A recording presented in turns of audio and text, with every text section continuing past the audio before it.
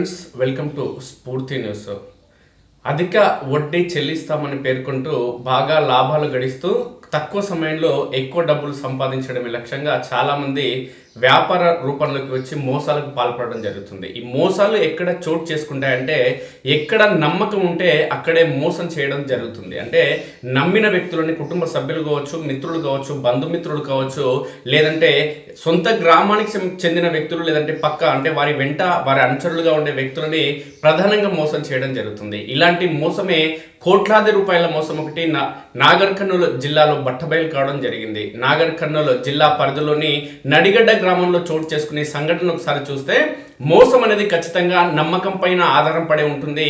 ఎవరైతే నమ్మడం జరుగుతుందో వారిని మోసగించడం జరుగుతుందనే కోణంలో మరోసారి రుజువు కావడం జరుగుతుంది. నడిగడ్డ గ్రామానికి చెందిన చోటేమియా తన కుటుంబ సభ్యులు, బంధుమిత్రులందరికీ తక్కువ డబ్బును తీసుకుని అధిక వడ్డీ చెల్లిస్తానని పేర్కొని వారందరినీ కూడా మోసం చేయడం జరిగింది. సాధారణ మధ్యతరగతి ముస్లింల కుటుంబానికి సంబంధించిన వారందరూ కూడా తమ దగ్గర ఉన్న బంగారం, అదేవిధంగా రోజువారీ వృత్తిరీత్యా చేసుకునే కూలి పనులు కావచ్చు, లేదంటే టైలరింగ్ తదితర వ్యాపకాల ద్వారా చేసుకొని సంపాదించిన కొద్దిపాటి డబ్బు, అదేవిధంగా అధిక వడ్డీ డబ్బు వస్తుంది కాబట్టి తెలిసిన వారి దగ్గర, గ్రామంలో తెలిసిన వాళ్ళ దగ్గర, లేదంటే వారికి సంబంధించిన బంధుమిత్రుల దగ్గర 3 రూపాయల వడ్డీకి తీసుకొచ్చి డబ్బును చోటమియాకి ఇవ్వడం జరిగింది.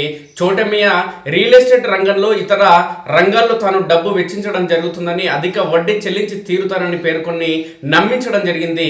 ఆ చోటమియా నమ్మకాన్ని బంధుమిత్రులు, కుటుంబ సభ్యులందరూ కూడా నమ్మి వారి సమీపంలోని గ్రామాలకు సంబంధించిన వ్యక్తులు కావచ్చు, వారికి సంబంధించిన వ్యక్తులందరి నుంచి 3 రూపాయల వడ్డీకి తీసుకొచ్చి అధిక వడ్డీ చోటమియా నుంచి వస్తుందని కొనలో నమ్మి మోసపోవడం జరిగింది.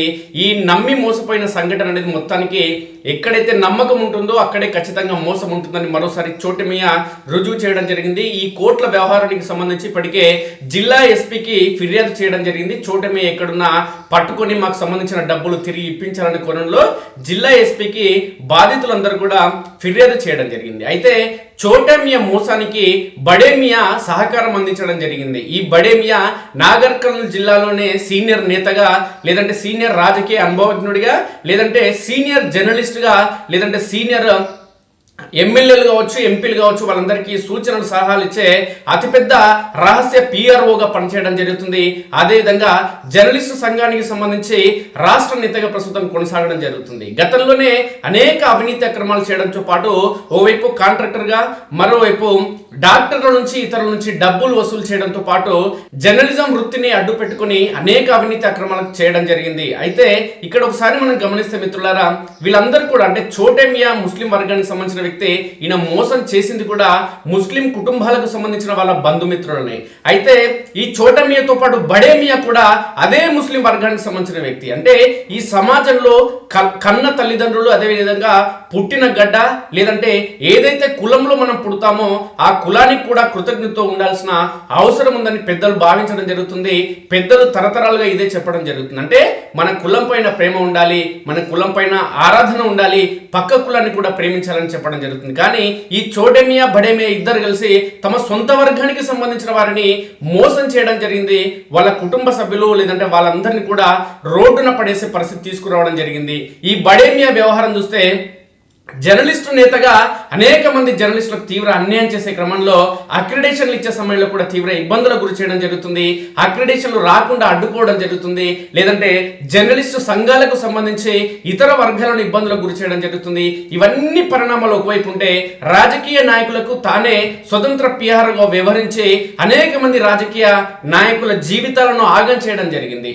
గతంలో మాజీ ఎమ్మెల్యేగా ఉన్నటువంటి నాగర్ కర్నూలు మాజీ ఎమ్మెల్యే కూడా ప్రధాన అనుచరుడుగా కొనసాగి ఉమ్మడి పాలమూరు జిల్లాలో ఏ టిఆర్ఎస్ పార్టీ ఎమ్మెల్యే ఓడిపోయినా సరే ఈ నాగర్ కర్నూలు జిల్లాకు సంబంధించిన ఎమ్మెల్యే మాత్రం ఓడిపోడు అనే కోణంలో ఒక చర్చ జిల్లా వ్యాప్తంగా కొనసాగింది. కానీ తుక్కుగా ఆ నేత ఓడిపోవడంలో ఈయన పాత్ర కీలకంగా ఉందని చెప్పడంలో సందేహం లేదు. దీనికి ప్రధాన కారణం ఏంటంటే ఈ సదరు జర్నలిస్టు యొక్క మాటలు నమ్మి సదరు ఎమ్మెల్యే మొత్తం కళ్ళు మూసుకుపోయి వ్యవహరించిన తీరుతో ఈయన చెప్పే అబద్ధపు మాటలు నమ్మి మొత్తం వ్యవహారం గబ్బు కావడం జరిగింది. వ్యవహారం మొత్తం పక్కదారి పట్టడం జరిగిందనేది సుస్పష్టమైంది. కాబట్టి ఈ జర్నలిస్టు వ్యవహారం అంటే ఈ బడేమియాగా చెప్పుకునే ఈ జర్నలిస్టు అదేవిధంగా చోటేమియా చేసిన వ్యవహారం అనేది మొత్తం నాగర్ కర్నూలు జిల్లాలో ప్రస్తుతం చర్చనీయాంశంగా మారింది. అయితే ఆ చోటేమియాను రక్షించేందుకు ఈ బడేమియా తీవ్ర ప్రయత్నం చేయడం జరిగింది. ఇద్దరి మధ్య అంటే ఎవరైతే డబ్బులు ఇవ్వడం జరిగిందో చోటేమియాకు ఆ డబ్బులు ఇచ్చిన వారందరూ కూడా తన ఇంటికి పిలిపించుకుని చర్చించడం జరిగింది.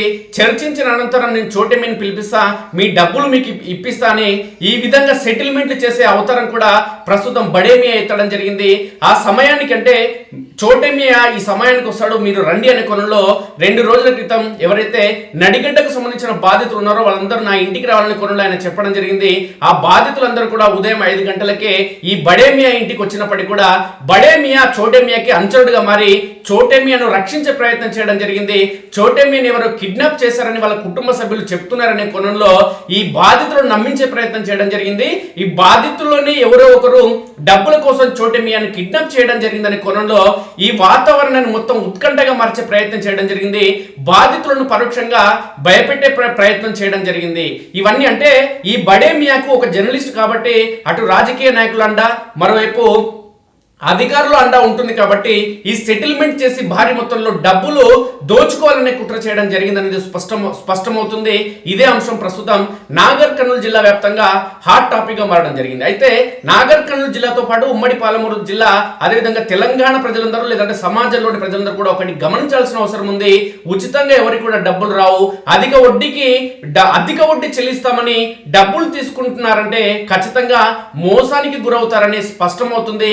ఈ బడేమియా ఈ చోటేమియా వ్యవహారంతో అటువైపు అచ్చంపేట, కల్వకుర్తి, నాగర్ కర్నూలు జిల్లా పరిధిలోని నియోజకవర్గాలన్నిటికి సంబంధించి బాధితులు ఉన్నారు. కాబట్టి ఈ బడేమియా వ్యవహారాన్ని కూడా ఖచ్చితంగా పోలీస్ అధికారులు కానీ లేదంటే రాజకీయ నాయకులు గుర్తించాల్సిన అవసరం ఉంది.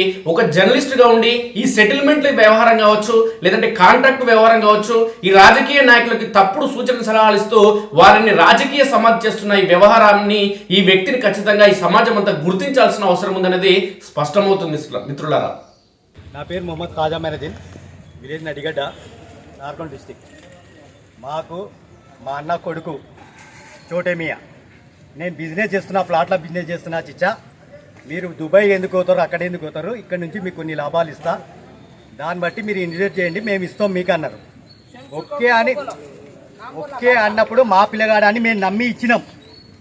ఇల్లు ఎవరు బయట లేరు, మొత్తం రిలేషన్, అల్లుళ్ళు, ఆడపిల్లలు పిల్లలు మేమే ఉన్నాం, మిగతా బయట వాళ్ళు ఎవరు లేరు. దాని తర్వాత మేము చిన్నగా అడిగి 2 years వరకు అడిగితే చాలకి, దాని తర్వాత కూడా ఇస్తా అన్నప్పుడు తర్వాత ఏం చేసిండు, వీడియో వేసిండు. వీడియో తర్వాత పేపర్కి ఇప్పించిండు. పేపర్కి ఇచ్చిన తర్వాత 3వ రోజు వాడు వస్తాడని కంపల్సరీ చెప్పినా గదే అయింది. ఇల్లు గేమ్ ఆడేది అత్త, అల్లుడు, బిడ్డ, తండ్రి, కొడుకు, వీళ్ళు 5 మందికి వెళ్ళి వీడి గేమ్ ఆడుతుండు. వానికి సలహాదారుడు ఇచ్చింది ఇంటి అల్లుడు. నేను ఇచ్చింది 5 లక్షలు, దాదాపు 3 సంవత్సరాలు ఇచ్చినాం. నేను వేరే వాళ్ళ దగ్గర నుంచి తెచ్చి నాకెళ్ళేది 50-60 మంది ఉంటారు. మొత్తం కలిసి దీంట్లో 200 పైకి చిల్లర ఉంటారు. దాదాపు నుంచి ఇది 6 నుంచి 8 కోట్ల వరకు 10 కోట్ల వరకు ఉంది. ఇది మరి ఏమంటున్నాడు? ఇయ్యమని ఈ రోజు నాకు ఇప్పుడు సెటిల్మెంట్ చేపిస్తాం. ఆంధ్రజ్యోతి విలేకర్ అనే డిష్ కోసం మాకు తెలియదు. ఆంధ్రజ్యోతి విలేకర్ ఏం చెప్పిండు, ఫస్ట్ ఇలా సెట్ కావాలి, వాళ్ళు సడ్డకుండి అన్నాడు. సడ్డకుండి సెట్ అయిపోయింది. తర్వాత మా పెద్ద నాయన వాళ్ళు సెట్ అయిపోయింది. తర్వాత మాది ఈ రోజు డేట్ ఇచ్చిన, ఈ రోజు డేట్కి వెళ్ళి 5:30 నుంచి వాళ్ళ ఇంటికాడ మేము ఉన్నాం. అంతలే ఆయనకు 7:30 ఫోన్ చేస్తే జ్వరం వస్తుందని చెప్పిండు. తర్వాత మళ్ళీ ఫోన్ చేస్తే నాకు ఎవడో కిడ్నాప్ చేసిండని జంప్ అయిండు. ఆ తర్వాత మేము అడిగితే నేను బాధ్యత కాదన్నప్పుడు ఇప్పుడు నీ మీద నమ్మకం పెట్టుకుని మేము వచ్చినాం. ఇప్పుడు ఏం చేయాలి? మేము సావాలా ఏ బతకాలా? నీ మీద ఆధారపడి వచ్చినప్పుడు నువ్వు మా న్యాయం చేయాలి. నా పేరు ఎండి ఖాజా బాబా, తూరుకుర్తి. సాయిబాబా సాయిబాబా అనే వ్యక్తి ఎలా చేసిండో, నాగర్ కర్నూలులో జూనియర్ సాయిబాబా లాగా ఒక వ్యక్తి వీళ్ళ దగ్గర కనీసం ఒక్కొక్కరి దగ్గర 5 నుంచి 10 లక్షలు, 15 లక్షలు, 20 లక్షల వరకు అధిక వడ్డీ ఆశ చూపి వీళ్లకు నేను నెలకు 10,000 ఇస్తా, లక్షకు 10,000 ఇస్తా, 20,000 ఇస్తా అని అధిక వడ్డీ ఆశ చూపి పేద వాళ్ళ దగ్గర వీళ్ళ కుటుంబ సభ్యులు ఎట్లా ఉన్నారంటే వీళ్ళ పూట కూడా గడవదు. అలాంటి వాళ్ళ దగ్గర వాళ్ళు బంగారం సొమ్ము పెట్టి ప్లాట్లు అమ్మి తీసుకొచ్చి ఇండ్ల మీద రుణాలు తీసుకొని ఒకరొకరైతే ఇండ్ల రుణాలు 5 స్టార్ బ్యాంకుల రుణాలు తీసుకొచ్చి ఈయనకు చోటమ్యాకు ఇవ్వడం జరిగింది. వీళ్ళందరూ వాళ్ళ పిల్లల చదువుల కోసం పెళ్లిళ్ళ కోసం దాచుకున్న డబ్బు ఇలా అతిగా వడ్డీ ఆశ చూపి వీళ్ళకందరికీ మోసం చేయడం జరిగింది. కనీసం ఒకరి దగ్గర నుంచి 10 నుంచి 20 లక్షలు 5 లక్షల వరకు వడ్డీ ఆశ చూపి వీళ్ళకి మోసం చేయడం జరిగింది. సంవత్సరం నుంచి మంచి వ్యక్తి పరారులో ఉన్నాడు. ఏ రోజుకైనా వస్తాడు, వచ్చి ఈడ మాట్లాడి అందరు సెటిల్మెంట్ చేసుకుంటారని ఈడ అందరు బాధితులు ఎదురు చూసుకుంటూ ఉన్నారు. వారం రోజుల క్రితం ఆయన వచ్చిండు. ఆయన వారం రోజుల క్రితం వచ్చి ఒక చీఫ్ కూర్చోబెట్టి సరే అందరికీ న్యాయం చేస్తాము, న్యాయం చేసి ఒకరిని పిలిపించి సరే ఆయన ఎంత ఇచ్చిండు ఎంత తీసుకున్నాడు అందరికి న్యాయం చేస్తా అని పెద్ద మనిషి దగ్గరికి వచ్చిండు. పెద్ద మనిషి దగ్గరికి వచ్చిన తర్వాత ఈ రోజు అందరూ సోమవారం అట్లా రాండి మాట్లాడదామని అన్నాడు పెద్ద మనిషి. మాట్లాడిన తర్వాత ఈ రోజు ఆయనకు కిడ్నాప్ చేసిండు, ఎవరో కార్లో తీసుకుపోయినరు అని ఆయనకు మెసేజ్ ఆయన బంధువులకు ఎవరికో పెట్టిండంటే ఆ బంధువులు జరిగింది. ఇది ఎంతవరకు సమావేశం? ఈ పేదవాళ్ళకి అందరికీ న్యాయం జరగాలి. లేనిచో వీళ్ళందరూ మందు డబ్బాలు పెట్రోల్ తీసుకొని మేము దగ్గరికి పోయి ఎస్పీ దగ్గరికి పోయి ఎమ్మెల్యే దగ్గరికి పోయి మేము ఆడ తీసుకొని మేము పోసుకొని మేము ఆత్మహత్య చేసుకుంటామని వీళ్ళందరూ చెప్తున్నారు. పేరు నస్రీన్, మాది నడిగడ్డ గ్రామము.